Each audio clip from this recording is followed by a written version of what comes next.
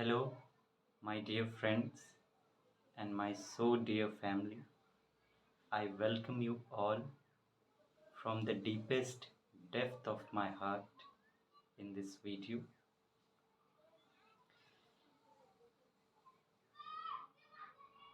मुझे यकीन है आप लोग स्वस्थ होंगे, हैप्पी होंगे और मुस्कुराते हुए अपनी पढ़ाई भी कर रहे होंगे और साथ ही साथ पूरी हिम्मत से अपनी कमज़ोरियों से भी लड़ रहे होंगे और दर्द को गुड बाय कह रहे होंगे। दर्द तो नहीं हो रहा है ना? अगर हो रहा है ना तो वो सारे दर्द आप मुझे दे दीजिए। मैं हूँ ना आपका दोस्त। एक गुरु हूँ, आपको सब सिखाऊंगा, लेकिन एक दोस्त भी हूँ। तो दोस्त के रूप में आपके जो भी दर्द हैं जो आपको पढ़ने में हो रहे हैं वो मुझे दे दीजिए। हम लोग कंटिन्यूअसली यूपीएससी की तैयारी कर रहे हैं स्टेप बाय स्टेप। अभी हम हिस्ट्री की पढ़ाई कर रहे हैं जीएस के अंदर, लेकिन मैंने सोचा कि इसके साथ साथ क्यों ना वैल्यूएबल क्वालिटी एस्पेक्ट्स जो आईएएस की तैयारी से जुड़े हुए हैं उन पर थोड़ी सी बातें की जाए। आप सोच रहे होंगे कि सर आज हिंदी कैसे बोल रहे हैं। वो क्या है ना, वो लैंग्वेज मैंने क्यों चुनी, क्योंकि जब हम लोग कुछ न्यू करते हैं, कुछ डिफरेंट करते हैं, तो पहले तो जैसे मैं एक एग्ज़ाम्पल दूँ, आप मूवी देखते होंगे, तो क्या मूवी देखते हुए आपको कोई डिस्ट्रैक्ट कर पाता है? अगर आप एक अच्छी सी मूवी देखते हो, आप पूरे ध्यान से उस मूवी को पूरा कर लेते हो ना। लेकिन जब हम पढ़ रहे होते हैं तो क्या होता है, थोड़ा देर के बाद मन करता है अभी छोड़ दें, हमारा ध्यान यहाँ वहाँ भटकता रहता है। क्यों? क्योंकि उसमें कोई रस नहीं लगता, विजुअल्स अलग हैं, एकदम ब्लैंक प्लेन है। तो इसी सब को सोचते हुए मैंने ऐसा विचार किया कि मैं कुछ ऐसा कर सकता हूँ क्या। मेन पर्पस तो मेरा यही था कि क्योंकि मैं जानता हूँ पढ़ने में किस दर्द तक उतरना पड़ता है। बहुत दर्द होता है, आई नो दैट। मैं बस चाहता हूँ कि मेरे जो आप फ्रेंड्स हैं, मेरे जो स्टूडेंट हों, मेरा जो ये परिवार है एक बिहारी सब पे भारी का, अब मैं इन्हें उस दर्द से नहीं गुज़रने दूँगा। जो दर्द मैंने सहा है वो उस दर्द से नहीं गुज़रेंगे। इसीलिए मैंने ये चैनल भी स्टार्ट किया। उसी जैसे कि आप फुल कंसंट्रेशन में होते हैं और आप सीख सकते हैं, उसी कंसंट्रेशन के साथ, क्योंकि जब मैं इस तरह से पढ़ाऊँगा तो आपका पूरा ध्यान मुझ पर होगा, तो आप बिल्कुल वैसे ही सीख सकेंगे। कहते हैं जब आप हैप्पी होकर कोई काम करते हो तो आपकी परफॉर्मेंस 100% होती है, लेकिन जब मूड अच्छा ना हो तो 40% परफॉर्मेंस घट जाती है। और मुस्कुराते हुए जब वही सीख सकते हैं उतने अच्छे से और बेहतर तरीके से, तो इस दर्द में क्यों जाना। मैं आप सबको हंसते हुए देखना चाहता हूँ। मेरे होते हुए आपके चेहरे से मुस्कान को कोई अलग नहीं कर सकता। No one can extract your smile from the face if I am here. तो इसीलिए मुझे वो अवतार लेना पड़ा। और वो, लेकिन कभी कभी मुझे पर्सनैलिटी डेवलपमेंट एस्पेक्ट्स पर बात करनी होगी, क्वालिटी एस्पेक्ट्स पर बात करनी होगी, तो वो I think I will take in Hindi और sometimes in English and maybe together both of them, क्योंकि यहाँ बात थोड़ी सी सीरियस करनी होती है। उस लैंग्वेज, वो तो एक ऐसी लैंग्वेज है जो हमें स्माइल के साथ जोड़ती है, लेकिन अगर मैं हिंदी भी बोल रहा हूँ तो मैं चाहूँगा कि आप स्माइल करते। तो आज मैंने सोचा कि क्वालिटी एस्पेक्ट पर बात की जाए इसकी तैयारी के बारे में। तो मैंने जो टॉपिक चुना है आज के लिए वो मैं आपको बताऊंगा थोड़ी देर में, लेकिन उससे पहले मैं चाहता हूँ यहाँ भी आप मुझे सुने उससे पहले थोड़ा सा आप स्माइल कर दें प्लीज़, मेरे लिए, अपने परिवार के लिए, अपने लिए सबसे पहले तो थोड़ा सा स्माइल आप करें। ऐसे नहीं कहूँगा। चलिए, मैं आपको एक जोक सुनाता हूँ, ठीक है? आप जब स्माइल कर देंगे तो मैं जानता हूँ, तब आप जब सुनेंगे तो दिल से सुनेंगे, और मैं वही चाहता हूँ कि आप दिल से सुनें, तभी आप सही से सीख पाएंगे। सुनिए चुटकुला, सुनाते हैं आपको एक चुटकुला। होता क्या है, एक लड़का रहता है पप्पू। वो जाता है अपने पापा के पास, कहता है पापा पापा, हमको ना एक लड़की से प्यार हो गया है, हमको उससे शादी करना है, लव मैरिज करना है। उसका पापा कहता है नहीं नहीं, जिससे हम चाहेंगे वैसी उसी से तुम्हारा शादी होगा। पप्पू कहता है पापा, वो लड़की ना बिल गेट्स की बेटी है। अच्छा, बिल गेट्स की बेटी है, ठीक है तब तो कर लो शादी। उसके बाद पप्पू जाता है बिल गेट्स के पास। बिल गेट्स को कहता है हमको आपकी ना बेटी बहुत पसंद है, हमसे उसका शादी करा दीजिए। बिल गेट्स कहता है नहीं, कभी नहीं, नो नेवर। कहता है तो फिर पप्पू कहता है हम ना वर्ल्ड बैंक में सीईओ हैं। अच्छा, वर्ल्ड बैंक में सीईओ हो, तब तो ठीक है, देन ओके, मैरिज डन। फिर वो जाता है पप्पू वर्ल्ड बैंक जाता है, कहता है वर्ल्ड बैंक के प्रेसिडेंट से जाके मिलता है, उनको कहता है कि आप हमको अपने वर्ल्ड बैंक का सीईओ बना दीजिए। कहता है नहीं नहीं, ऐसे कैसे बना दे। फिर कहता है अरे हम बिल गेट्स के दामाद हैं। अच्छा, दामाद हैं आप, हाँ होने वाले दामाद हैं, फिर तो ठीक है, कल से ही आ जाइए, सीईओ पक्का। देखिए हमारे पप्पू महाराज कितने चालू पुर्जा हैं। अब हम सोच रहे हैं आप थोड़ा सा हल्का हो गए होंगे, दिल से थोड़ा सा मुस्कुरा दिए होंगे। अब बातें करते हैं। सबसे पहले मैं आपको टॉपिक बता दूं। आज का जो हमारा टॉपिक है वो होगा कि आईएएस की तैयारी का सबसे सटीक तरीका, जो आपको जितना समय लगना चाहिए उतने ही समय में आपको इस एग्ज़ाम को क्रैक करने में मदद कर सके, इस आईएएस की जर्नी को आपके पूरा कर सके, वो सटीक तरीका। मैं थ्योरेटिकल बातें नहीं करूँगा, बिल्कुल प्रैक्टिकल बातें होंगी, जो कि जब आप तैयारी करते हैं वहाँ अप्लाई होती है। इस तरह की बातें नहीं कि आपको ईमानदारी चाहिए, धैर्य चाहिए, कंटेंटमेंट चाहिए, कॉन्टिन्यूटी चाहिए, ये सब अपने आप में वेग वर्ड्स हैं, बहुत इम्पॉर्टेंट हैं, लेकिन कुछ पता नहीं चलता कि ये कहना क्या चाह रहे हैं, इसके कई सारे डायमेंशंस। तो मैं डायरेक्ट प्रैक्टिकल बात करूँगा, एप्लीकेशन बेस्ड टॉक होगी यहाँ पे। इससे पहले कि मैं डायरेक्ट उस बात पर आऊँ, मैं थोड़ी सी आपसे कुछ और बातें करना चाहूँगा, एक बैकग्राउंड तैयार करने के लिए।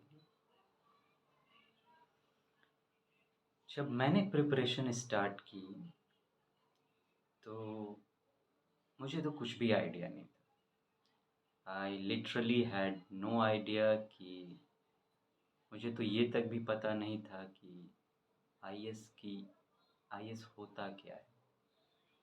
ये शब्द डीएम, कलेक्टर, ये सब सुन रखा था। आईएएस क्या होता है, इसके लिए कौन सा एग्ज़ाम देना होता है, यूपीएससी, कुछ नहीं पता था। लेकिन जब फैसला किया तो बुक स्टोर पर गया, वहाँ पे सिलेबस ली, बाकी चीज़ें ली जानकारी के लिए, पता चला उसके बाद। तो शुरुआत में होता है कि दिमाग में हमारे ऑटोमेटिक ऐसा फीडेड होता है कि हमें इस कोचिंग की ज़रूरत होगी, उस कोचिंग की ज़रूरत होगी, हो सकती है, लेकिन ये चुनना बड़ा मुश्किल है कि कौन हमारे लिए सही है। मैंने भी चुना था, the best institute of India जिसे कहा जाता है, टॉप इंस्टीट्यूट आईएएस का जो है दिल्ली में, वहाँ मैं गया। पूरी तैयारी जब कर ली तब जाकर पता चला, उसके बाद एग्ज़ाम भी मैंने दिए एक बार, तो तब जाकर पता चला कि इट वॉज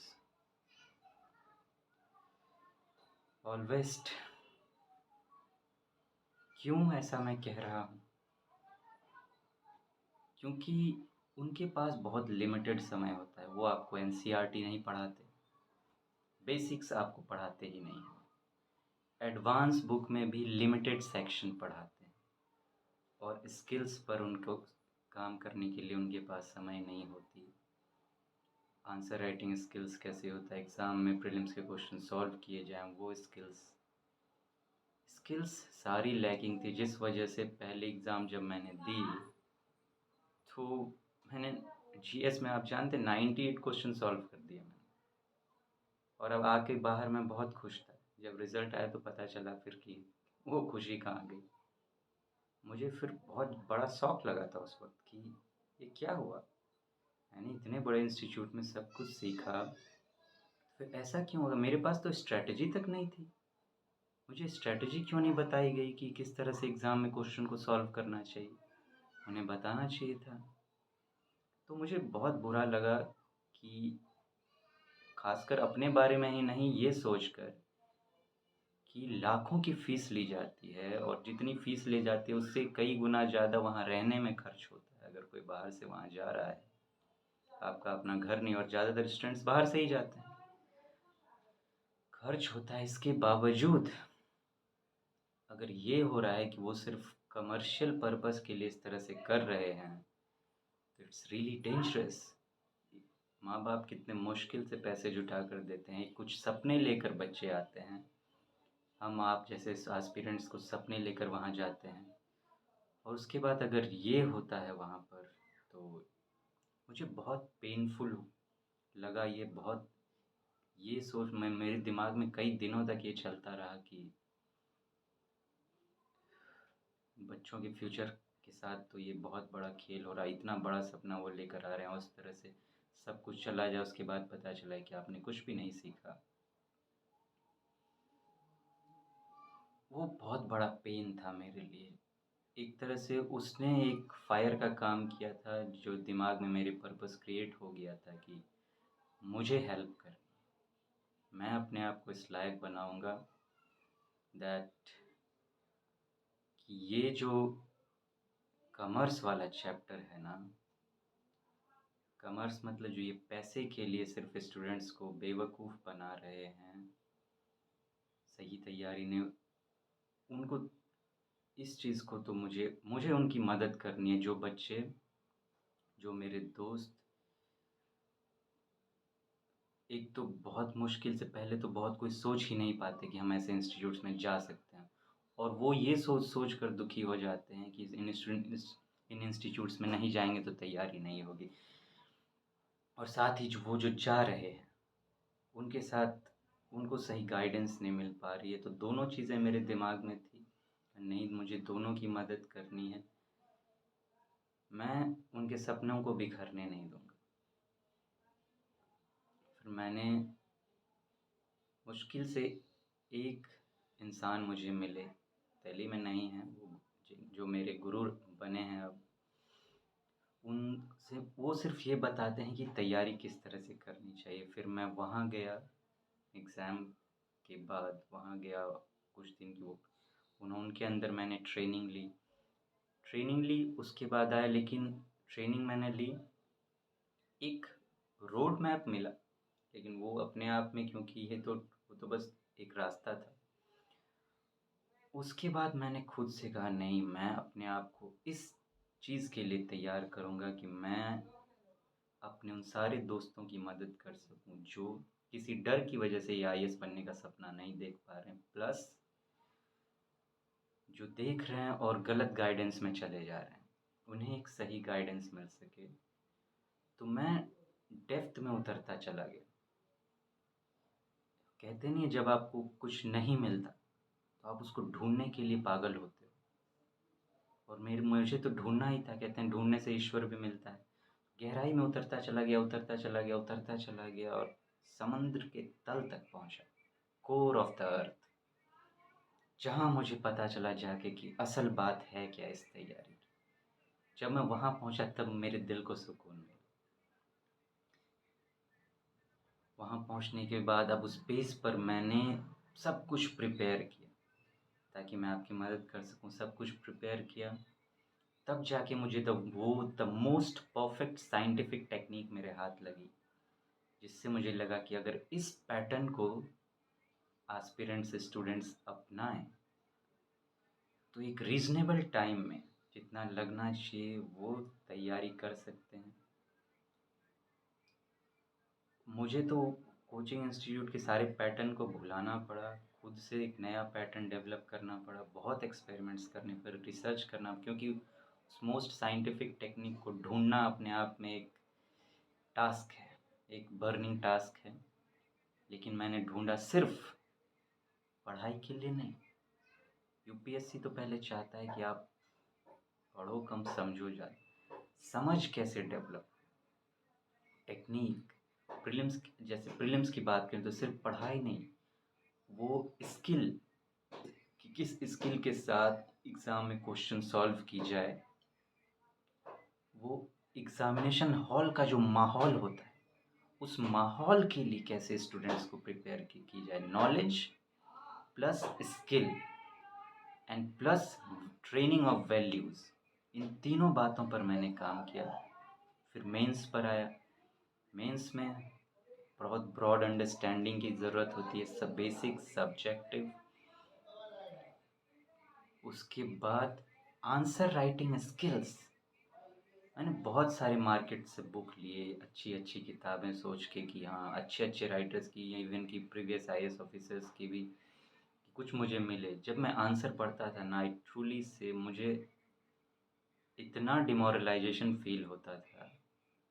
मैंने कहा ये क्या है, सिर्फ बुक बेचने के लिए? एक भी आंसर मुझे जो अच्छा लगता हो। मैंने कहा मैं क्या करूँ, मैं बहुत डिस्टर्ब हो गया था कि आंसर राइटिंग इंटरनेट पे जाके ढूंढता था, क्योंकि मुझे वो स्किल समझ आ गई थी। एक बार मेरे गुरुदेव ने कहा था कि अगर आपको ढूंढना है कि आपका आंसर सही है कि नहीं, तो आंसर पढ़ने के बाद आप ये देखो कि इस आंसर का आप क्या क्वेश्चन बनाना चाहोगे। आपने क्वेश्चन देखा, फिर आंसर पढ़ा, अब देखो कि वो जो आंसर लिखा गया स्पेस पर आप क्या क्वेश्चन बनाना चाहोगे। फिर देखो कि दोनों मैच कर रहा है क्या, जो क्वेश्चन पूछा गया था वो आंसर। मुझे और भी बहुत चीज़ें उस पर देखनी पड़ी कि आंसर राइटिंग का बेस्ट फॉर्मेट क्या हो सकता है। इस पर तो मैंने अलग अलग तरीके से बहुत सारे इनोवेशंस किए, क्योंकि एग्ज़ामिनेशन हॉल में बहुत लिमिटेड टाइम होता है, 3 घंटे का टाइम होता है, 20 क्वेश्चंस होते हैं, 10 150 नंबर के, 10 250 नंबर के, पहले 200 के याद नंबर, सॉरी नंबर मैं कह रहा हूँ, वर्ड्स के 150 वर्ड्स के, 250 वर्ड्स के 10 क्वेश्चन। पहले 200 वर्ड्स के भी आते थे, अब नहीं आ रहे। तो मुझे ध्यान रखना था कि क्विक क्रिएट कैसे हो, ये क्वेश्चन मैंने समझा और दिमाग में ऐसे आंसर फॉर्म। जब हम लिख रहे हैं तो माइंड में आंसर क्रिएट हो रहा है, हैंड फॉलो कर रहा है, और हैंड और माइंड का कोऑर्डिनेशन हो रहा है, और हम लोग लिख रहे हैं आंसर। ये कैसे हो, बहुत काम किया इस पर। अंततः वो फिर ऐसे राइटिंग, वो most perfect technique, scientific technique क्या हो सकती है कि पढ़ के एग्जामिनर को लगे दिल बाग बाग हो गया है, क्या ऐसे है, क्या आंसर है, व्हाट एन आंसर, इस तरह की फील। वो ढूंढा, उस पर बहुत काम किया। फिर इंटरव्यू पे बात आई। मैंने देखा कि कुछ स्टूडेंट्स को 250 नंबर तक आ रहे हैं इंटरव्यू में, और कुछ को 100 के आसपास भी नहीं है। तो ये गैप क्यों? उस पर मैंने काम किया, उस गैप को ढूंढने की कोशिश की। उनके इंटरव्यूज़ सुने जो 250 नंबर भी ला रहे हैं, उनके भी सुने जो 200 के आसपास ला रहे हैं, उनके भी सुने जो बहुत कम ला रहे हैं। फिर उस गैप को ढूंढा, क्या तरीका है बोलने का, किस तरह से वो आंसर कर रहे हैं। उस पर बहुत सारे काम किए, रिसर्च किए। अंत में वो communication skill plus technique of answering जो होनी चाहिए इंटरव्यू में, आपका जो बॉडी लैंग्वेज होना चाहिए, पर्सनालिटी होनी चाहिए किस तरह से, उस पर बहुत सारा काम किया। अंततः जाके फिर तीनों को मिक्सअप किया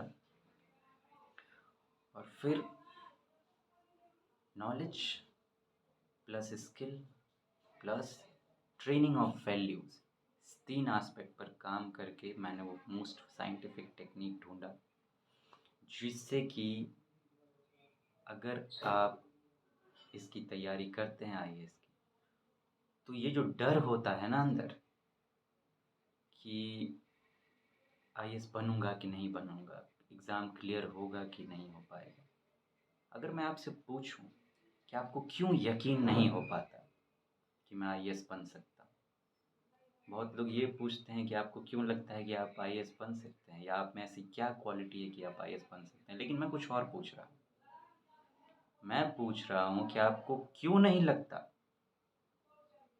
कि आप आईएएस बन सकते हैं। हम भले सबके सामने कह देते हैं कि मैं ये हूँ, लेकिन सबके ज़हन में कहीं ना कहीं ये डर होता है कि होगा कि नहीं होगा। अगर कोई नहीं कह रहा है कि मुझे डर नहीं, तो झूठ कह रहा है। ये प्रैक्टिकल है, नेचुरल है, आएगा ही, वो फियर आएगा ही, क्योंकि सब कुछ अनसर्टेन है। तो मैं वही पूछना चाह रहा हूँ कि आपको क्यों लगता है कि आप आईएएस नहीं बन सकते। आप चाहें तो इसका आंसर कमेंट में कीजिएगा मुझे, अगर आपकी कोई इशू हुई तो मैं उसे आंसर करने की कोशिश करूँगा। क्यों नहीं लगता आपको नहीं लगता कि इसका सबसे बड़ा जो कारण है वो ये है कि हमें वो मोस्ट परफेक्ट रास्ता नहीं पता, जिस रास्ते पर हम भरोसा कर सकें और भरोसे के साथ चल सकें। हम हमेशा अपना रास्ता बदलते रहते हैं, ये एक्सपेरिमेंट किया, वो एक्सपेरिमेंट किया, इतने एक्सपेरिमेंट्स करते हैं कि किसी एक रास्ते पर हम टिक ही नहीं पाते, जिस वजह से हम कोई भी रास्ता पूरा नहीं कर पाते। हर रास्ते पर थोड़ा थोड़ा चलकर रुक जाते हैं, और जब रास्ता पूरा नहीं होगा तो मंजिल तक कैसे पहुँचेंगे। तो अब ये बातें करने के बाद आई नो कि आप कितने पेन में हैं। वो गाना है, तुम इतना जो मुस्कुरा रहे हो, क्या गम है जिसको छुपा रहे। आई नो कि जो आईएएस की तैयारी कर रहे हैं वो किस पेन में है, किस पेन में होते हैं, लेकिन मेरा मकसद यही कि उस पेन को वहाँ से खींच कर बाहर निकालें। And I am going to do that, literally I am going to do that with time. अब मैं कोशिश करूँगा कि अपनी ज़िम्मेदारी को निभाते हुए आपको ये जो रिसर्च है, ये इसी डेप्थ में सिर्फ यही ढूंढने की रिसर्च थी, इस पर तैयारी करने की। कई सालों की रिसर्च के बाद, एक दो दिन की बात नहीं है, कई सालों की रिसर्च के बाद मैंने इस मोस्ट साइंटिफिक टेक्निक को ढूंढा है, जहाँ पर मैं थोड़ा सा हिंट देना चाहूँगा। स्टडी की तो एकदम जड़ से लेकर पूरा पेड़ में फल आने तक वो तो बात है ही, साथ में स्किल बेस्ड जैसे प्रीलिम्स के क्वेश्चन सॉल्व करते हैं। तो जो हमें आता है वो तो हम कर लेते हैं, लेकिन जो नहीं आता है उसे भी कैसे सॉल्व किया जाए, मैंने यूपीएससी के माइंड को ग्रास्प किया, समझा, और मैंने वो टेक्निक भी ढूंढी। जब हम लोग प्रीलिम्स के क्वेश्चंस पर आएंगे तो मैं आपको बताऊंगा कि वो टेक्निक क्या है। सीसैट, इसे मैं कहता हूँ चोर बाजार से आया टेंशन। हाँ, चोर बाजार से आया टेंशन। इस टेंशन से बिल्कुल फ्री कैसे हुआ जाए, किस तरह से सीसैट की तैयारी की जाए और उसे सॉल्व किया जाए, इस पर मैं पूरा एक अपना बड़ा सा लेसन बना चुका हूँ आपके लिए। उसको देखिए। सीसैट में यूपीएससी आपको बिल्कुल फेल नहीं कर पाएगी, ये मैं कह रहा हूँ, अगर आप उसे फॉलो करते हैं। कर ही नहीं सकती, क्योंकि मैंने यूपीएससी की कमज़ोरी को ढूंढ लिया है। वो कमज़ोरी नहीं है उसकी, वो कमज़ोर कुछ नहीं होता है, लेकिन हाँ वो चीज़ ढूंढ ली है जो यूपीएससी चाहता है, जिस रास्ते को पकड़कर आप इसको पार कर सकते हो। वो छँटनी है, आपको छाँटती है, लेकिन वो सेलेक्ट भी तो कर रही है ना। तो सिलेक्शन का जो वो जड़ है वो क्या है यूपीएससी का, वो माइंड मैंने पकड़ लिया। वो मेंस में देखते ही समझ आना चाहिए, क्वेश्चन और आंसर क्रिएट होना चाहिए, और माइंड हैंड का कोऑर्डिनेशन होना चाहिए, और उतने ही समय में सारे क्वेश्चन सॉल्व हो जाने चाहिए, छूटे ना। जब इंटरव्यू में आप बैठो तो आपको लगे कि मैं अपनी फैमिली के बीच बैठा हूँ, with confidence, with so much of smile and happiness. आप ऐसा लगे कि आप उनसे बातें कर रहे हो घर में, और बिल्कुल कंफर्टेबल हो कि आप अपनी आंसर्स को दे सको। वो बात है सब पर मैंने कहा। अब बात करते हैं उस तरीके की कि वो मोस्ट साइंटिफिक टेक्निक क्या है। काफ़ी कुछ आपने सुना होगा, लेकिन मैं बिल्कुल प्रोसेस के साथ बात करूँगा, स्टेप बाय स्टेप। सबसे पहले क्या, सबसे पहले आपको ये ढूंढना है कि आप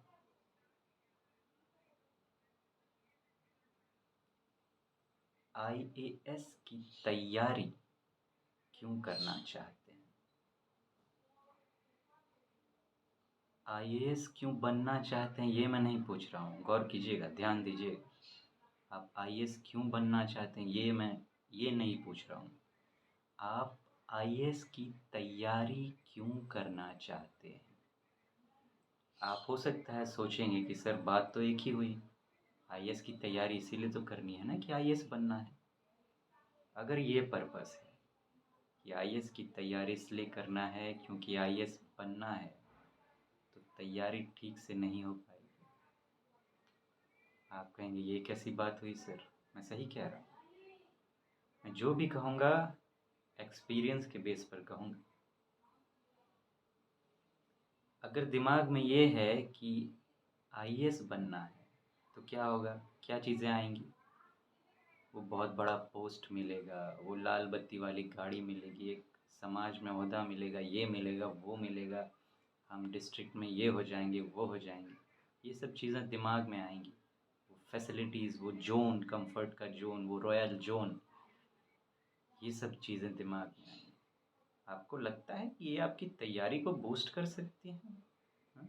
आपकी तैयारी के लिए इंस्पिरेशन और मोटिवेशन जो लंबा चाहिए होता है उसका काम कर सकती हैं। ये तो क्षणिक हैं, ये तो दिमाग में आपको एक तरह से कहिए कि ये आपको मेहनत के लिए नहीं, आपको वो इमेजिनेशन बनाने के लिए प्रेरित करेंगे। या आप इमेजिनेशन करते रहिए, and you are not here to imagine, you have to really really really work hard. तो पहले आपको ये ढूंढना है कि आप आईएएस की तैयारी क्यों करना चाहते हैं। होना क्या चाहिए, पर्पस आपका क्या होना चाहिए। आप जब सिलेबस देखेंगे आईएएस का तो अपने आप में पूरा का पूरा ज्ञान का सागर, कितना कुछ आपको सीखने को मिलेगा। History, society, geography, polity, governance, international relations, economy, science and technology, environment and disaster management, internal security, ethics जो आपने आज तक नहीं सीखी, एथिक्स, नीति शास्त्र जो आपको एक बहुत ही खूबसूरत इंसान बनाएगी। एथिक्स आपको न्यूज़पेपर पढ़ना सिखाएगी, करंट अफेयर्स अपने करंट से आपको जोड़ेगी, आपके आज के समाज से आपको एक बहुत ही नॉलेजेबल इंसान बनाएगी, जो कि आगे चलकर सोसाइटी के लिए एक एसेट होगा। आप अपने आप में एक बहुत ही ब्यूटीफुल इंसान बन जाएंगे। आप अपनी वैल्यू करना शुरू कर देंगे, बाकी सब आपकी वैल्यू करेंगे। इसलिए नहीं कि आप आए इस ज्ञान के बेसिस पर इतना सारा ज्ञान मिलेगा कि आपको लगेगा अरे बाप रे बाप, कितना अच्छा महसूस हो रहा है, मुझे इतना कुछ सीखने को मिलेगा। जो मैंने कहीं नहीं सीखा, कभी नहीं सीखा, सब कुछ सीखने को मिलेगा। सोचिए कितने नॉलेजेबल और वैल्यूएबल, साथ में ये नॉलेज प्लस वैल्यू दोनों सिखाती है, आपको एक बहुत ही खूबसूरत इंसान बनाएगी। अगर ये आपका पर्पस हुआ, फिर ऐसे सोचिए क्या चाहिए आपको। आपको लिखना आ जाएगा, बोलना आ जाएगा, समझना आ जाएगा। आप एक बहुत ही अच्छे इंसान बन जाएंगे, जिसकी सब तो रिस्पेक्ट करेंगे ही। कितना ज्ञानी इंसान है, सब आपसे ओपिनियंस लेंगे, आपसे पूछेंगे कि क्या करना है। और आप अपने आप में सोचिए, अपने नज़र में आप कितने बड़े हो जाएंगे, कितनी वैल्यू हो जाएगी। ये सबसे बड़ी बात होती है कि आप अपने नज़र में बहुत अच्छे बन जाएंगे।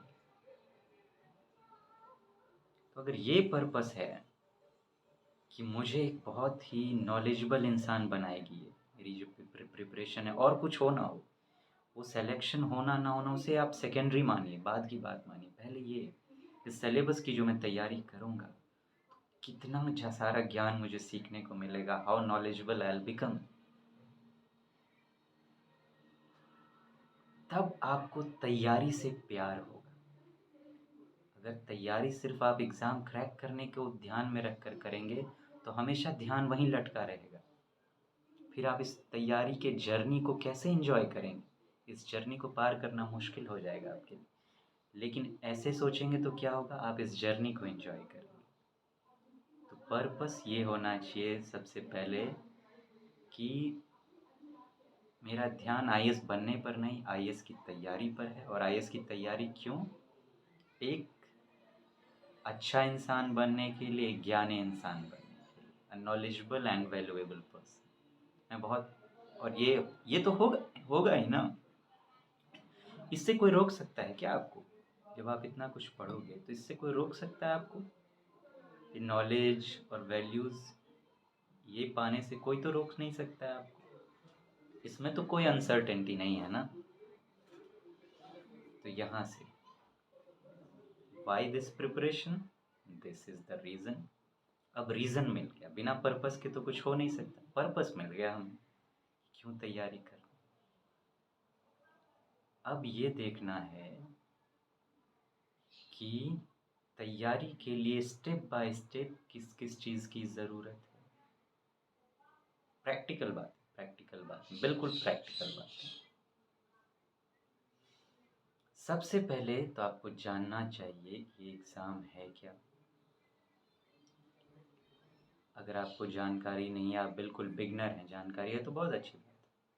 मैं हर स्टेप पर बात करूँगा ताकि जिसको जिस स्टेप की ज़रूरत हो आप उसे फॉलो करें, आप उसे समझ लें। पर्पस क्लियर हो गया सबसे पहले तो। अब उसकी जानकारी, इस एग्ज़ाम में बैठा कैसे जाता है वो पता चल गया। अब हमें लेनी है सिलेबस। हम लोग बहुत बड़ी गलती ये करते हैं कि बिना सिलेबस पढ़े तैयारी में लगने लगते हैं, या पढ़ते भी हैं तो ठीक से नहीं पढ़ते। और सिलेबस जो यूपीएससी ने दे रखी है वो असली सिलेबस नहीं है, वो तो बस कुछ पॉइंट्स हैं। असली सिलेबस क्या है ये तो आप जब क्वेश्चन देखेंगे ना। आई एम सॉरी, ये लाइन फिर से कट गया है, कोई नहीं, हम लोग मैनेज करेंगे। मैं थोड़ा सा टर्न हो जाता हूँ ताकि आप मुझे अच्छे से देख सकें। तो बात क्या है कि कि रियल सिलेबस जिसमें बिटवीन द लाइंस छुपे होते हैं, वो एक लाइन कह रहा है लेकिन उसकी मीनिंग 10 लाइन। तो वो रियल सिलेबस आपको पता होना चाहिए, डिटेल में, डिटेल्ड सिलेबस। अब जब आपने सिलेबस देख ली कि हाँ ये ज़रूरत है, तो आपको बेसिक्स पता चल गए कि हाँ यहाँ से क्वेश्चंस आएंगे, उसके डायमेंशंस होते हैं। तो सिलेबस आपको किस आधार पर समझना है? जो यूपीएससी ने दिया है प्लस वो, प्लस आप अब क्या कीजिए, प्रीवियस ईयर्स के क्वेश्चंस को देखिए और वहाँ से ढूंढने की कोशिश कीजिए कि कौन सा जो क्वेश्चन पूछा जा रहा है वो किस टॉपिक से रिलेटेड है। यूपीएससी ने जो सिलेबस दिया है उसमें, दोनों प्रीलिम्स और मेंस दोनों के साथ आप ऐसा कीजिए और लिंक करते चलिए। अब आपका धीरे धीरे सिलेबस एक्सपांड होता चला जाएगा। अब फिर आप ऐसा करते करते रियल सिलेबस आपको पता चल गया। तो अब तो पता चल गया आपको बेसिक्स क्या है। अब साथ में इसके साथ और क्या तैयारी की ज़रूरत होती है वो ढूंढिए। जैसे आपको बेसिक्स के साथ करंट अफेयर्स की ज़रूरत पड़ेगी। बेसिक्स मेन है, उसके बिना करंट अफेयर्स भी नहीं हो सकते। अब आपको देखना है कि करंट अफेयर्स की तैयारी कहाँ से की जाए। तो जो मेन गवर्नमेंट सोर्सेज पाए गए हैं, जो बहुत रिसर्च के बाद मैंने ढूंढा है, वो कुछ हैं। जैसे कि सबसे पहले तो आप एक नेशनल न्यूज़पेपर लीजिए। कहा जाता है द हिंदू और द इंडियन एक्सप्रेस में से कोई भी आप ले सकते हैं। मैंने हमेशा द हिंदू पढ़ा है, बहुत अच्छी न्यूज़पेपर है। और मैं इसलिए कह रहा हूँ क्योंकि मैं प्रमोट नहीं कर रहा हूँ द हिंदू को, चूँकि मैंने पढ़ा है तो मैं किसी और पेपर के बारे में कैसे बात कर सकता हूँ। मैंने हमेशा उस पैटर्न को फॉलो किया है, कोई लिखता रहा हूँ मैं टॉपिक्स की गेसिंग के तौर पर कि ये क्वेश्चन एग्ज़ाम में आ सकते हैं। मैंने मैच किया है, बहुत सारे मिले हैं, इसलिए मैं कह रहा हूँ वो हेल्पफुल है, इसलिए मैं कह रहा हूँ। तो आप दोनों में से जो आप चाहें, द इंडियन एक्सप्रेस के बारे में चूँकि मैंने नहीं पढ़ा है इसलिए मैं नहीं कह सकता उसके बारे में, द हिंदू के बारे में कह सकता हूँ। उसके बाद आपको डीडी न्यूज़ सुननी चाहिए। रात में 8 से 9 बजे हिंदी में आती है और 9 से 10 इंग्लिश में आती है। तो आपको जो अच्छा लगे, वो पूरा कलेक्शन होता है, हमेशा नहीं देखना है, बस यही थोड़ा सा पीरियड वहाँ पे होता है। क्या कुछ लोग मिलके 15-20 मिनट का डिस्कशन करते हैं, एक्सपर्ट्स को बुलाया जाता है। किसी जब जब कोई आपको लगे कि आपसे सिलेबस से रिलेटेड किसी इंपॉर्टेंट टॉपिक पर बात हो रही, हर दिन हो सकता है ऐसा ना हो, कभी कभी हो। आप बस देखिए, अगर आपको लग रहा है कि आज का टॉपिक इम्पॉर्टेंट है तो उस डिस्कशन को सुनिए। आप बस सुनिए, वहाँ कुछ लिखने की ज़रूरत नहीं, बहुत ही ध्यान से सुनिए कि वो किस तरह से डिफ़ाइन कर रहे हैं। उसके बाद all India radio news 15 minute का रात में आता है, 9 से 9:15 बजे तक। उसको आपको सुनना चाहिए, हिंदी इंग्लिश दोनों में आता है, आप जो सुनना चाहें सुन सकते हैं। इस 3 सोर्सेज से प्लस मैगज़ीन, सेंट्रल गवर्नमेंट की योजना और कुरुक्षेत्र मैगज़ीन आती है। आप चाहें तो किसी एक पर्टिकुलर, कोई अलग से आपको लगता है, कोई एक ही लेकर चलें, लेकिन बहुत सारा लेकर मत चलें। इतना सारा कुछ नहीं होता उससे, सब में मिला जुला के आगे पीछे करके वही चीज़ें आती हैं और बेकार में आपका समय ख़राब होगा। मैं भी पहले बहुत सारी चीज़ों के चक्कर में पड़ता था, बहुत सारी ये वो कर लो, लेकिन अंततः जितना कम रिसोर्स हो आपके पास उतना बेटर है। उन्हीं रिसोर्स को बार बार आप रिवाइज़ करने की कोशिश करें। तो मैंने कहा एक कोई मैगज़ीन, योजना या कुरुक्षेत्र, दोनों में से आप कोई भी ले लें, या फिर इन दोनों को नहीं लेना है तो इंस्टीट्यूट्स कुछ अच्छा बनाते हैं। अगर आपको ऐसा लगता है कोई मैगज़ीन एक प्रॉपर गाइड आपको कर रहा है तो कोई भी एक मैगज़ीन आप पकड़ के चलिए। Thank you. तो ये आपका होना चाहिए।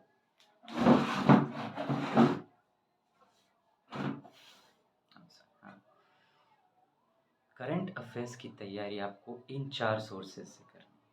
न्यूज़पेपर, डीडी न्यूज़, ये डीडी न्यूज़ आधे घंटे के करीब होगी, वो डिस्कशन बस सुन लेना है। 15 मिनट की रेडियो न्यूज़ और एक मैगज़ीन कोई आपको लेनी है, ठीक है। ये 4 सोर्स होंगे, ज़्यादा वक्त नहीं लगेगा, शुरू में हो सकता है। अब फिर बात आएगी कि न्यूज़पेपर को पढ़ा कैसे जाए, इन चीज़ों को तैयार किया कैसे जाए। ये अपने आप में एक बात है कि किसको किस तरह से तैयार की जाए, ये सब पर बात करेंगे। पहले मैं सोर्सेज कुछ बताऊं, पहले स्टेप बाय स्टेप में आऊँ, धीरे धीरे सब पर बात करें। ये करनी है आप, ये करंट अफेयर्स के सोर्सेज होंगे। तो बेसिक्स मैंने शुरुआत कहाँ से की थी कि आपको पर्पस क्लियर, सिलेबस डिटेल्ड में पता हो गई। उसके बाद सिलेबस तो बेसिक्स की बात है। उसके बाद करंट अफेयर्स के मैंने सोर्सेज आपको बताए। बेसिक्स के लिए आपको करना ये है, सबसे पहले एनसीईआरटी पढ़ना है। ये हर जगह कही जाती है और ये बात सही। आपको NCERT ही पढ़नी चाहिए, क्योंकि वो सोचिए किस एज के बच्चों के लिए लिखी जाती है, तो उस एज में उनके अंडरस्टैंडिंग का लेवल क्या होता है। तो सोचिए वो कितने रिसर्च के बाद उस तरह की टेक की तरह लेसन्स डेवलप करते होंगे कि बच्चों तक को समझ में आ जाए, तो अंडरस्टैंडिंग के बहुत ही डेप्थ में उतरते हैं। तो हमारे लिए तो बहुत ही फ़ायदेमंद होगा, हमारी अंडरस्टैंडिंग को तो पता नहीं कहाँ पहुँचा देंगे। आप कभी NCERT के शुरू में पढ़ने से पहले बुक ना, शुरू में आप एक पेज आता है जिसमें ये लिखा होता है कि बुक किन्होंने मिलकर तैयार की और कैसे कैसे तैयार की। मैं चाहूँगा कि आप उसे पढ़ें पहले, देखिए कि कितनी मेहनत लगी है उस एक छोटे से पतले बुक को तैयार करने में। तब आपको एहसास होगा कि ये बुक नहीं क्या है, कितनी मेहनत लगी है इस बुक के पीछे। NCERT पढ़नी चाहिए। अभी मैं सिर्फ आपको अभी जो इस वीडियो में हम लोग बात करेंगे, हम लोग चीज़ें पर बात करेंगे, उसको फिर एक एक चीज़ को पकड़ कर मैं धीरे धीरे आने वाले वीडियोस में आपको एक एक चीज़ पकड़ कर बताऊंगा। इसकी तैयारी कैसे, इसकी तैयारी कैसे, इसकी तैयारी कैसे, इसकी तैयारी कैसे। आज पहले हम लोग एक स्ट्रक्चर तैयार करें। बेसिक्स के लिए NCERT से तैयार कर शुरुआत करें। NCERT पढ़ने के बाद उसी सब्जेक्ट का एक एडवांस बुक, जो एक बेस्ट एडवांस बुक हो सकता है, जो आपको लगता है कि मेरे सिलेबस जो मैंने ढूंढा है उसको पूरी तरह से क्लियर करेगा,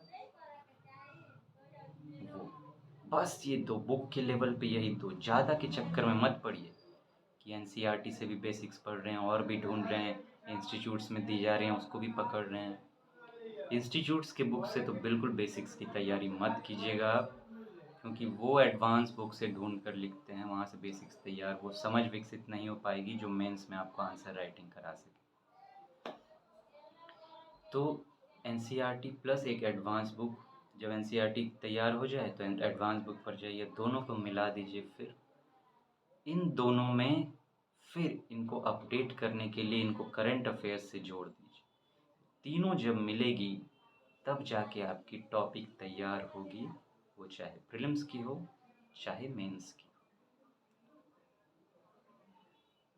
ये मैंने बात की, ये क्या था, ये सेकंड स्टेज था। पर्पस हो गया, सिलेबस हो गया। अब हाँ, तीसरा स्टेप था कि ये सोर्सेज क्या है, सोर्सेज क्या होंगे। बेसिक्स की भी मैंने आपको बताई और करंट अफेयर्स की बताई। अब पहले इसी को थोड़ा मैं डिटेल करूं। प्रीलिम्स की अगर बात करें तो देखिए, कहा जाता है कि आप मेंस की तैयारी करोगे तो प्रीलिम्स की भी तैयारी हो जाएगी। मैंने इसको सच मानने की बहुत कोशिश की, लेकिन मान नहीं पाया, क्योंकि मैंने दोनों क्वेश्चंस को देखे हैं। प्रीलिम्स के लिए थोड़ा ज़्यादा डेप्थ में उतरना पड़ता है। मेंस एक अंडरस्टैंडिंग की डिमांड करती है जो डेफिनेटली प्रीलिम्स में हेल्प करती है आपको, लेकिन प्रीलिम्स के लिए कुछ अलग से भी करने की ज़रूरत है, क्योंकि वहाँ काफ़ी कुछ फैक्चुअल्स भी आते हैं, कुछ माइन्यूट डिटेल्स में जाना होता है। तो जब आप सिलेबस तैयार करें तो मेंस के साथ साथ प्रीलिम्स का भी थोड़ा अलग से तैयार करें। और जब में तैयारी हो तो मेंस की तो हो ही, लेकिन प्रीलिम्स की भी तैयारी हो साथ में। उसमें प्रीलिम्स को भी आप ध्यान में रखें कि उनके हिसाब से भी मुझे क्या पढ़ना ज़रूरत पड़ेगी। नहीं तो आप ही सोचिए क्यों प्रीलिम्स में इतने लोग छट जाते हैं। कई लोग की मेंस की तैयारी बहुत अच्छी हो जाती है लेकिन प्रीलिम्स में फंस जाते हैं। क्यों फंस जाते हैं? इसी गैप की वजह से। प्रीलिम्स की तैयारी आपको कैसे करनी है? पहले तो जब किसी भी, मान लीजिए कोई एक सब्जेक्ट हमने उठाया, ठीक है, बात करते हैं जैसे एक फॉर एग्जांपल इकोनॉमिक्स हमने ली, तो तैयारी कैसे? NCERT से पहले पढ़िए, सिलेबस को ध्यान में रखते हुए प्लस प्रीवियस ईयर्स को ध्यान। सबसे पहले आप कीजिए क्या, प्रीवियस ईयर्स के क्वेश्चंस उठाइए। जिस टॉपिक को आप पढ़ने जा रहे हैं, अभी प्रीलिम्स की बात कर रहा हूँ, जिस टॉपिक को आप पढ़ने जा रहे हैं उस पर किस तरह के क्वेश्चंस आए हुए हैं प्रीवियस ईयर्स क्वेश्चंस में, उनको देखिए, देखा, उनको नोट डाउन कीजिए और उस टॉपिक का एक सिलेबस फॉर्म कीजिए दिमाग में, ठीक है। अब अपने यूपीएससी के सिलेबस से कनेक्ट कर दीजिए, दोनों मिलके कंप्लीट सिलेबस हो गया। अब इस सिलेबस को ध्यान में रखते हुए आप पढ़िए उसको, टॉपिक को एनसीईआरटी से प्लस एडवांस बुक से प्लस करंट अफेयर्स, इन तीनों को जोड़कर आप उस टॉपिक को पढ़िए। उस टॉपिक को फिर पढ़ने के बाद आप वापस से जो क्वेश्चंस यूपीएससी ने पूछे हैं उन पर आइए। आप देखिए कि क्या आप उन्हें सॉल्व कर पा रहे हैं।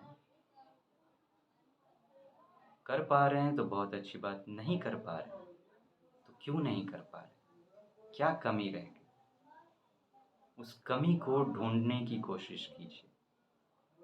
हो सकता है आपको टॉपिक समझ ना आया हो ठीक से, या हो सकता है कि कुछ चीज़ मिसिंग हो वहाँ पे, तो जो मिसिंग चीज़ है वो कहीं और से ढूंढने की कोशिश कीजिए। मिलेगी आपको, मिलेगी, नहीं हो तो गूगल में ढूंढिए। अगर कोई चीज़, क्योंकि अब बहुत कुछ तो वहाँ भी आपको अवेलेबल मिल ही जाती है। 360 डिग्री एंगल से उस टॉपिक को तैयार कीजिए आप,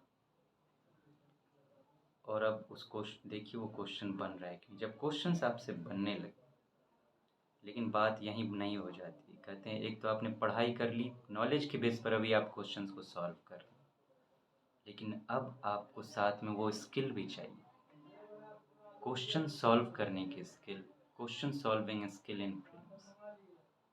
तो knowledge plus question solving skill, तो ये क्वेश्चन सॉल्विंग स्किल ये कहाँ से आपको सीखने को मिले, ये आपको कोई किताब नहीं सिखा सकती। या तो खुद ढूंढिए कि किस तरह से सॉल्व की जाए, वो होगा जब आप प्रैक्टिस करेंगे, बहुत गहरे उतरेंगे। मुझे तो सालों तक उतरना पड़ा तब जाके वो चीज़ हाथ लगी कि अब एक टाइम था जब समझ तक नहीं आता था क्वेश्चन, और अब एक ऐसा समय है कि वो क्वेश्चन ना भी आए तो भी वो बनेगा, क्योंकि वो यूपीएससी के माइंड को मैंने समझ लिया है। उस फॉर्मेट पे एक नई टेक्निक डेवलप कर ली। पहले बात होती थी पावर ऑफ एलिमिनेशन, लेकिन पिछले साल से जो यूपीएससी ने पैटर्न चेंज किया अपने क्वेश्चन का, ऑप्शंस का, कि ओनली 1, ओनली 2, ओनली 3, वो चीज़ अब नहीं हो पा रही। पावर ऑफ एलिमिनेशन अब आपके लिए उतना हेल्पफुल नहीं रह गया है। अब एक नई टेक्निक की डेवलप को करने की ज़रूरत है। चूँकि 2022 में वो क्वेश्चंस उस फॉर्मेट पर आ गए थे, तो मैंने पूरा 1.5 साल लगाकर उस टेक्निक को डेवलप किया, जिसे मैं कहता हूँ power of desirable and undesirable statements. वो आने वाले समय में वो मैं आपको सिखाऊंगा भी, बताऊंगा। इस टेक्निक की सबसे बड़ी खास बात यह है कि जहाँ पावर ऑफ एलिमिनेशन कुछ क्वेश्चंस पर लागू होती थी, ये हर एक क्वेश्चन पर लागू होती है। और सबसे बड़ी खासियत ये है, अगर आपको वो क्वेश्चन नहीं भी आता तो भी आप इस बेस पर उस क्वेश्चन के आंसर को ढूंढ सकते हो, वो भी बिल्कुल सही से। यहाँ तक कि आप कंफ्यूज भी हो, आपको आता है लेकिन कंफ्यूज हो, तो वो कन्फ्यूज़न भी मिटा देगा ये आपकी। ये इस पावर की खास बात है। तो आपको वो स्किल भी सीखना है। तो आपने पूरा फॉर्मेट देख लिया। सबसे पहले आप प्रीवियस ईयर्स क्वेश्चन देखिए, किसी भी टॉपिक को आप तैयार करो उस पर देखिए प्रीवियस ईयर्स क्वेश्चंस किस तरह के आए। अब यूपीएससी ने जो वहाँ से आप सिलेबस तैयार कीजिए अलग, फिर उसको यूपीएससी के सिलेबस से मैच कर दीजिए। अब आप तैयारी कीजिए, पहले बेसिक्स एनसीईआरटी, फिर एडवांस बुक पर जाइए, फिर करंट अफेयर्स, तीनों को लिंक कर दीजिए। तीनों को लिंक करने के बाद अब आप टॉपिक को तैयार कीजिए। तैयारी करने के बाद वापस से जो क्वेश्चंस पूछी गई है यूपीएससी ने, उस पर जाइए, देखिए कि वो क्वेश्चन आपसे बन रहा है कि नहीं। ढूंढिए कि अगर नहीं बन रहा है तो क्यों नहीं बन रहा है, नहीं बन रहा है तो अब आप स्किल फॉर्म कीजिए कि इस क्वेश्चन को सॉल्व करने के लिए किस स्किल की ज़रूरत है। प्रीलिम्स इस एग्जामिनेशन हॉल को ध्यान में रखिए। सिर्फ आपको रूम में सॉल्व नहीं करना है अपने जहाँ आप तैयारी कर रहे हैं, आपको एग्जामिनेशन हॉल में तैयार उसको आंसर करना है। वहाँ माइंड का क्या होगा, उसके लिए माइंड को कैसे ट्रेन करना होगा, किस पावर की ज़रूरत होगी, किस कंसंट्रेशन की ज़रूरत होगी, उसके लिए क्या किया जाए।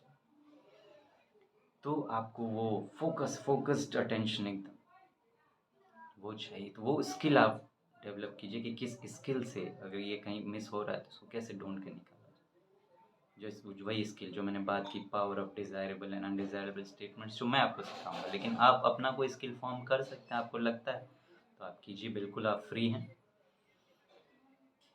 अब जब सब हो जाएगा तब हुई आपकी तैयारी पुख्ता किसी टॉपिक की। तो ये प्रीलिम्स की बात की मैंने। मेंस के लिए किसी टॉपिक को कैसे तैयार करना, सेम थिंग, कुछ अलग। कोई भी टॉपिक है, आप देखिए कि प्रीवियस ईयर्स में उस पर किस तरह के क्वेश्चंस आए, वो आपने देखा।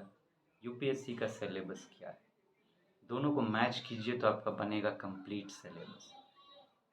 अब आप उस टॉपिक को तैयार कीजिए, NCERT plus advance book plus newspaper में जो उस पर, मतलब न्यूज़पेपर मैगज़ीन कहीं से भी आप ढूंढिए, गूगल से ढूंढिए, जहाँ से मतलब करंट में उस टॉपिक्स पर क्या हो रहा है, क्या अपडेशन है, इन तीनों को मिक्स कीजिए। अब जाके वो टॉपिक आपका हुआ है तैयार।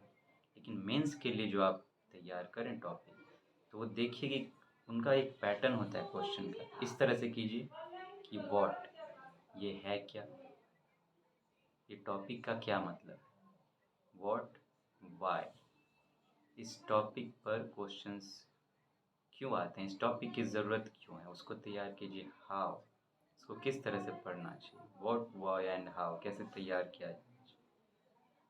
उसके फीचर्स को देखिए, क्या पॉजिटिव हैं, क्या नेगेटिव हैं, ये देखिए। क्या एडवांटेजेस हैं, ये देखिए। क्या स्कोप है फ्यूचर में, ये देखिए। उसके बाद what, why, how, positive negative, जिसे प्रॉस एंड कॉन्स भी कहते हैं। स्कोप देखिए फ्यूचर में क्या है, इस पर गवर्नमेंट ने क्या क्या स्टेप लिए हैं और क्या क्या स्टेप लिए जाने चाहिए। अगर आपसे आपका सजेशन पूछा जाए तो वो भी आप बताइए। प्लस इनमें इस टॉपिक से रिलेटेड जो फैक्ट्स आपको मिलते हैं न्यूज़पेपर या कहीं भी, बेसिक्स प्लस करंट फैक्ट, वो, जैसे कि फैक्ट मैं किसे कह रहा हूँ, जैसे मान लीजिए फूड सिक्योरिटी एक टॉपिक है, तो अभी एक रिपोर्ट आया, according to the state of food security and nutrition in the world report 2023। इसमें कहा कि क्या कहा गया, 65% Indians can't afford a healthy diet. ये एक फैक्ट है, फूड सिक्योरिटी के टॉपिक में आप इसका इस्तेमाल कर सकते हैं। इसी तरह आपको फैक्ट्स मिलते रहेंगे, उन फैक्ट्स को आप वहाँ पे उस टॉपिक के साथ में लिख दीजिए। कोई रेफरेंस है उसको भी लिख दीजिए, किसी का कुछ कहा गया है उस पर। अब टॉपिक आपकी तैयार हो गई। अब आप वापस से जाइए उन क्वेश्चंस पर जो पूछा गया है और देखिए कि आप उन क्वेश्चंस को सॉल्व कर पा रहे हैं। अगर कर पा रहे हैं तो बहुत अच्छी बात, नहीं कर पा रहे हैं तो क्यों नहीं कर पा रहे हैं। अब आपको वो आंसर राइटिंग स्किल डेवलप करनी है कि एग्ज़ाम में जो उतना लिमिटेड टाइम होता है, 7-8 मिनट में आपको एक क्वेश्चन सॉल्व करना होता है, उस 7-8 मिनट में मैं कैसे सॉल्व करूँगा इसको। वो आंसर राइटिंग स्किल आप ढूंढने की कोशिश कीजिए। अब आंसर राइटिंग स्किल की आपको प्रैक्टिस करनी है। आंसर राइटिंग स्किल अपने आप में एक बहुत बड़ा चैप्टर है, साथ वही नहीं करना होता, क्या क्या है उसमें पूरा प्रोसेस। आपकी राइटिंग बहुत फास्ट होनी चाहिए। पहली वो, जब आप लिख रहे हैं तो बिल्कुल अवेयर हैं, आपके माइंड का और आपके हैंड का कोऑर्डिनेशन बनना चाहिए कि जैसे जैसे आपका माइंड कह रहा है वैसे वैसे आपका हैंड जो है वो उसको नोटबुक पे उतारे जा रहा है। इस तरह से इसकी आपको प्रैक्टिस करनी होगी। फास्ट राइटिंग की प्रैक्टिस करनी हो, फिर आंसर राइटिंग की स्किल। आंसर राइटिंग क्या है, पहले क्वेश्चन को समझना। हम क्वेश्चन ही नहीं समझ पाते, गलत समझ लेते हैं और गलत आंसर दे देते हैं, ज़्यादातर यही होता है। 50% से ज़्यादा लोग क्वेश्चन ही नहीं समझ पाते। क्वेश्चन को बहुत गौर से पढ़िए, पहले एक स्टेप बाय स्टेप आइए। फास्ट राइटिंग की प्रैक्टिस तो कीजिए ही, साथ में स्टेप बाय स्टेप क्वेश्चन को समझने की कोशिश कीजिए। उसी पर पहले क्वेश्चन समझने की ही टेक्निक डेवलप कीजिए कि क्वेश्चन को कैसे समझा जाए सही से। ये हो गया। अब हो गया कि क्वेश्चन मैंने पढ़ लिया तो आंसर की शुरुआत कहाँ से की जाए। अब आंसर में जो जो जिस तरह से आपको स्ट्रक्चर फॉर्म करना है वो एक नॉर्मल सा नहीं कि इंट्रो, बॉडी और कंक्लूजन, ये सब थोड़ा सा वेग लगता है। प्रैक्टिकली क्या करना है कि पहले फैक्ट डालना है ताकि एग्जामिनर जो है वो डायरेक्ट कनेक्ट कर जाए कि हाँ ये जो है नॉलेजेबल है, इसने अच्छे से तैयार किया है। वो टॉपिक फैक्ट जितना नया हो उतना बेटर, ना हो तो आप कोई भी डालिए बेसिक से निकाल कर।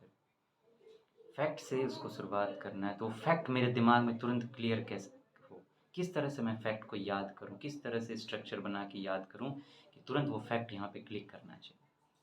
फैक्ट आके अब ओपनिंग स्टेटमेंट कैसी होनी चाहिए, किस वर्ड को पकड़कर मैं आंसर को स्टार्ट करूँ, स्टेप बाय स्टेप कैसे शुरू की जाए, कैसे ख़त्म की जाए, बॉडी में कैसे कंटेंट को एक प्रायोरिटी वाइज मैं लिखूँ कि पहले क्या ज़रूरी है, फिर क्या ज़रूरी है, फिर क्या ज़रूरी है, फिर क्या ज़रूरी, फिर इसको फिनिश कैसे करूँ। फिनिश ऐसा होना चाहिए कि एग्ज़ामिनर को टच करे, वहाँ वो स्माइल के साथ दूसरे क्वेश्चन को चेक करने के लिए। एग्ज़ामिनर को ध्यान में रखते हुए बहुत डेप्थ में जाना होगा। मुझे तो पता नहीं, इस पर तो मुझे बहुत ही काम करना पड़ा क्योंकि मेंस तो जड़ है। कितने कॉपी ख़त्म हुए, कितने सारे टेक्निक्स को मैंने डेवलप किया, काटा, फिर नए टेक्निक्स करते करते करते करते मुझे वो मिली। जब आएंगे आंसर राइटिंग पर तो बात करेंगे। आंसर राइटिंग जब यहाँ तक हो जाए फिर सोचा कैसे जाए, ये भी आपको इसके लिए भी टाइम निकालना होगा। हाउ टू थिंक, जब तक थिंक नहीं करेंगे तो आंसर फॉर्म कैसे हो। टॉपिक्स पर सोचने की एनालिटिकल स्किल्स जिसे कहते हैं, क्रिटिकल थिंकिंग स्किल्स, ये जब मिलेगा तब आपका मेंस तैयार होगा। मैं एक एक टॉपिक पकड़ कर बात करूँ, टॉपिक्स ही आपको सारे तैयार करने हैं तो सब पर अप्लाई करना है इसको। अब आपको चेक करना है करने के बाद कि आप उतने टाइम में आंसर लिख पा रहे हो कि नहीं। जब आप लिखने लगो तब आप समझना कि अब मैं रेडी हूँ। अब आते हैं इंटरव्यू। इंटरव्यू के बहुत सारे स्टेजेस। हम क्या सोचते हैं मेंस की तैयारी, जब मेंस क्लियर हो जाएगा तो 2-3 महीने का समय मिलेगा तब कर लेंगे। तैयारी तो आप कर लेंगे नॉलेज की, लेकिन पर्सनालिटी की तैयारी कैसे करेंगे। Personality it's not a cup cake और केक वॉक नहीं है कि आप एक दिन में तैयार कर लें। पर्सनालिटी फॉर्म होने में पूरी लाइफ लग जाती है। ये हमेशा चलने वाली प्रोसेस है, तो ये शुरू से चलनी चाहिए कि पर्सनालिटी मतलब क्या। आप अपने आप को एक अच्छा इंसान बने, ज़्यादा वैल्यूज़ के चक्करों में मत पड़ना। कुछ 1-2 वैल्यूज़ आपको चुन लेने चाहिए जो आपको सूट करता है, जो आपको लगता है कि जिसके साथ आपका जो हर्ट है वो हैप्पी रह सकता है। तो अगर वो वैल्यूज़ आपके साथ है, चाहे वो एक ही क्यों ना हो, तो आपको लगेगा कि नहीं, तब आप अच्छा परफॉर्म करेंगे कि ये मेरे पास है ना, मुझे कोई डर नहीं। प्रैक्टिकल बात करें अगर, ये वैल्यूज़ प्रैक्टिकल होने चाहिए।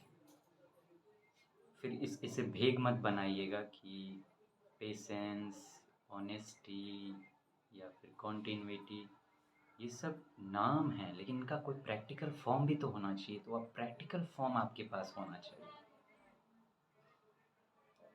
फॉर एग्ज़ाम्पल कि आपने एक रूटीन फॉर्म किया है तो किसी भी हालत में आप उस रूटीन को ब्रेक नहीं होने देते, ये आपकी क्वालिटी। तो ऐसी कोई भी चीज़, आप कोई एक चीज़ डेवलप कर लीजिए जो आपके पास एक एसेट के फॉर्म में होनी चाहिए, जो आपको बूस्ट करे आपके कॉन्फिडेंस को। इससे और आप अपने प्लस अपने माइंड की ट्रेनिंग कीजिए कि ये किसी भी हद तक स्ट्रेस को बियर कर सके। मुझे ये करने के लिए अपने आप को बहुत ही हार्ड ट्रेनिंग से गुजारना पड़ा था। जानबूझकर मैंने गुजारा था क्योंकि मैं सिर्फ इस एग्ज़ाम को ध्यान में रख कर नहीं अपने आप को ट्रेन कर रहा था, मैं लाइफ को ट्रेन के लिए ट्रेन कर रहा था। संजोग से मेरे गुरु ने मुझे कुछ भेजा ऑडियो क्लिप, उसमें कुछ ऐसा मुझे मिला कि मैंने कहा, वो था क्या? वो था कि आर्मी में एक ट्रेनिंग होती है, कमांडो ट्रेनिंग। कांस्टेबल्स होते हैं, उनको कमांडो कैसे बनाया जाए, 42 डेज़ की ट्रेनिंग होती है उनकी। मैंने कहा अगर इस ट्रेनिंग को पूरा करके वो कांस्टेबल से कमांडो बन सकते हैं, मतलब लोवेस्ट लेवल से हाईएस्ट लेवल पर आर्मी में जा सकते हैं, पैरा कमांडो तक जा सकते हैं, तो स्टूडेंट लाइफ में भी तो ऐसा होता है कि कुछ हैं जो लोअर लेवल पर हैं, उनको हाईएस्ट लेवल पर। स्टूडेंट में भी तो अलग अलग लेवल्स के स्टूडेंट होते हैं, तो मैं उस ट्रेनिंग को यहाँ क्यों नहीं अप्लाई कर सकता और मैं स्टूडेंट कमांडो क्यों नहीं बन सकता? मैंने उस ट्रेनिंग को कहा कि नहीं, मैं कोशिश करूँगा अडॉप्ट करने। उस ट्रेनिंग पर कभी बात करेंगे, मैं कुछ कुछ उसकी बातें आपको बताता हूँ कि मैंने क्या क्या किया। पहले है ये उसमें कि आप रात को नहीं सो सकते, दिन में सोना है, वो भी 2 घंटे। खाने के लिए आपको आधे घंटे मिलेंगे। मैं अभी आपको पूरा नहीं बताऊंगा कि मैं डराना नहीं चाहता आपको उतना, मैं नहीं चाहता कि आप एक्सट्रीम में चले जाएं। ये बस मैंने अपने ऊपर अप्लाई किया ताकि मैं इस चीज़ से मुक्त हो जाऊं कि जो माइंड में बेवजह स्ट्रेस बना रहता है कि ये अब गिव अप करेगा, तब गिव अप करेगा। I don't like to give up. उसके अलावा, लेकिन उस ट्रेनिंग के अलावा भी मैंने बहुत कुछ किया और जो मैं डेली बेसिस पर करता हूँ। एक चीज़ मैं बताना चाहूँगा, ठंड के का जो टाइम होता है उसमें मैं टंकी के चिल्ड पानी से नहाता हूँ। ये मैंने पिछले साल से स्टार्ट किया है, 2 टाइम से, एक टाइम से पिछले साल से स्टार्ट किया है मैंने इसको। जब आपको यकीन, जब मैं बैठा ना वहाँ पे, तो सच में उस समय मुझे थोड़ा सा डर लग रहा था कि क्या होगा, कहीं मैं बीमार ना पड़ जाऊँ। यही होता है जब हम कोई मजबूत काम, बड़ा काम करने जाते हैं ना, तो हमें यही चीज़ें हमें रोक देती हैं, लेकिन क्या नहीं, आज जो हो जाए देखा जाए। सच कह रहा हूँ, जब एक ही मग पानी मैंने अपने ऊपर डाला ना, तो पता नहीं डर कहाँ गया। उसके बाद पूरा नहाने के बाद जो मेरे अंदर कॉन्फिडेंस बूम कर रहा था, मैं बता नहीं सकता क्या फीलिंग थी आपको। कितनों को लगेगा कि ये छोटी बात है, अरे नहाने में क्या, ठंडे पानी से वो अलग बात है। आपने अपने डर को हराया है। एक बहुत ठंड के मौसम में आप, आदमी नहाना नहीं चाहते एक एक महीना तक। ये सब मैंने कोई, ये नहीं था कि मुझे अपने आप को किसी को शोकेस करना है, ये सब मैंने किसी के साथ शेयर भी नहीं किया कि मैं ऐसा करता हूँ। अब फैमिली देख रही है तो उन्हें तो पता चल ही जाता है, वो मना भी कर रहे थे लेकिन मैंने नहीं सुनी उस वक्त उनकी। आपको इसलिए बता रहा हूँ क्योंकि मैं जानता हूँ कहीं ना कहीं ये आपको हेल्प करेगी, आपकी ज़रूरत को पूरा करेगी, आपको एक बूस्ट दे सकेगी। तो बस उस टच के लिए, अपने फेम के लिए या अपनी पढ़ाई के लिए, मुझे अगर ये ऐसा कुछ आपके दिमाग में आ रहा है तो मेरी बातों को ये भूल जाइए। ऐसा मेरा कोई पर्पस नहीं है। प्रीलिम्स, ये इंटरव्यू के लिए 2 लेवल पर आपको पहले तो अपनी पर्सनालिटी को एक बूस्ट देना होगा कि आपके अंदर आत्मविश्वास बना रहे। कोई एक वैल्यू को पकड़ कर काम कीजिए, उसमें खुद को ट्रेन कीजिए, हाईली ट्रेन कीजिए। सबसे बड़ी बात जो मैं कहना चाहूँगा, आप कुछ ऐसा चुनें कि जो आपके माइंड को और आपके बॉडी को कोऑर्डिनेट कर दे, और आपके माइंड को ऐसा बना दे कि आप कोई भी चैलेंज हो आप गिव अप ना करें। ऐसी कोई वैल्यू पकड़ के आप, और गिव अप ना करें, ये खासकर आपके रूटीन में होना चाहिए। कुछ भी हो जाए, अपने रूटीन को तो फॉलो, कोई भी चीज़ आपको डाइवर्ट ना कर सके। अगर डाइवर्ट कर दे तो आप अपना जो, अगर को आप इंटरटेनमेंट कर रहे हैं या नींद ले रहे हैं, आप उसको काट के आप अपने रूटीन को पूरा करें। सोने का समय आपको 1-2 दिन काटना पड़े आप काटें, कुछ इंटरटेनमेंट छोड़ना पड़े छोड़ें, लेकिन आप जो बच गया है इस रूटीन को आप पूरा करें। लेकिन आपका जो रूटीन हो उसमें देखिए गैप होना चाहिए। कम से कम मैं आपके रूटीन में, रूटीन कैसा होना चाहिए उस पर बाद में बात करेंगे। अभी तो बस तैयारी की बात करते हैं। इंटरव्यू पे आ यहाँ तक इस तरह से आपको तैयारी करनी। ये तो मैंने आपको एक ओवरऑल ब्रॉड बताया, लेकिन अब मैं आगे आने वाले वीडियोस में जब भी मैं तैयारी के बारे में बात करूँगा, आप प्लीज़ लिंक्ड रहिएगा, इसे छोड़िएगा मैं, क्योंकि मैं चाहता हूँ कि आपकी ओवरऑल अंडरस्टैंडिंग डेवलप हो इस पर।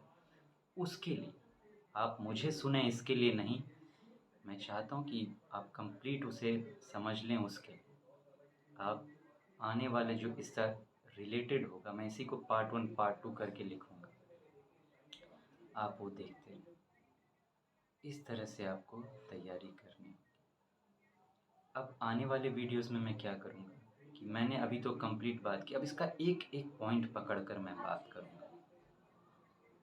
एक एक पॉइंट, जैसे कि मैंने कहा पर्पस पर बात करेंगे, सिलेबस पर बात करेंगे, न्यूज़पेपर कैसे पढ़ा जाए, करंट अफेयर्स को कैसे तैयार किया जाए, फैक्ट्स को कैसे तैयार किया जाए, रेफरेंस को कैसे तैयार किया जाए, उस प्रीलिम्स के स्किल्स को कैसे डेवलप किया जाए, एग्ज़ाम में सीसेट के स्किल्स को कैसे डेवलप किया जाए, आंसर राइटिंग स्किल्स मेंस के लिए उसको कैसे डेवलप किया जाए, ऐसे को कैसे डेवलप किया जाए। उसके बाद जो एक्स्ट्राज हैं, क्वालिफाइंग पेपर्स मेंस में हिंदी इंग्लिश, उनको कैसे तैयार किया जाए, मतलब उसके माइन्यूट एस्पेक्ट पर मैं जाऊँगा। Thinking skills, critical thinking skills के लिए आप क्या करेंगे, इंटरव्यू में कम्युनिकेशन स्किल्स आपको डेवलप करनी चाहिए, वैल्यूज़ आपको डेवलप करनी है, मैंने बताई। लेकिन उसके लिए आपको क्या करेंगे, आप एक कंप्लीट प्रोसेस में आपको धीरे धीरे करके बताऊँगा। तो आई विश कि ये वीडियो आपके लिए बहुत ही हेल्पफुल और आपको गलत रास्ते से बचाए, शॉर्टकट से बचाए और एक सही रास्ते पर एक प्रोसेस के साथ आपको लेकर जाए, और आपकी मेहनत जो है वो सही मेहनत में कन्वर्ट हो सके। एक गलत मेहनत भी होती है। गलत मेहनत क्या होती है कि हम कर तो रहे हैं लेकिन कुछ लैकिंग हो रही है, और अगर लैकिंग हुई तो मेहनत आप कितनी भी कर लो वो रंग नहीं लाएगी, और हम परेशान हो जाएंगे कि मैं इतनी मेहनत कर रहा हूँ, ऐसा क्यों। अगर आपने भाग मिल्खा भाग फिल्म देखी तो सोचिए कि वो कितनी सालों की मेहनत करके जाते हैं, लेकिन जब ओलंपिक में पहुँचते हैं वहाँ ऑस्ट्रेलिया, तो 4-5 दिन के लिए बस अपने रास्ते से भटक जाते हैं, उस लड़की के साथ इन्वॉल्व हो जाते हैं, कुछ मतलब अपने रास्ते से भटक जाते हैं बस 5 दिन के। उस 5 दिन में ऐसा हो जाता है कि सालों की मेहनत बर्बाद हो जाती है, और वो क्वालिफ़ाई तक नहीं कर पाते रेस को। जीतना तो दूर की बात है, क्वालिफ़ाई तक नहीं कर पाते रेस को।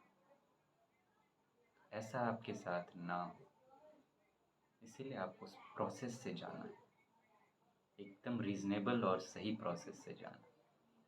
I wish you all the best. I wish कि मैं अपनी रिस्पॉन्सिबिलिटी को, अपनी ज़िम्मेदारियों को जो मेरी आपके प्रति है, वो लगातार और पूरी ईमानदारी से निभाता रहूं, और हमारा परिवार जो है, एक बिहारी सब पे भारी, वो मजबूत बनता जाए।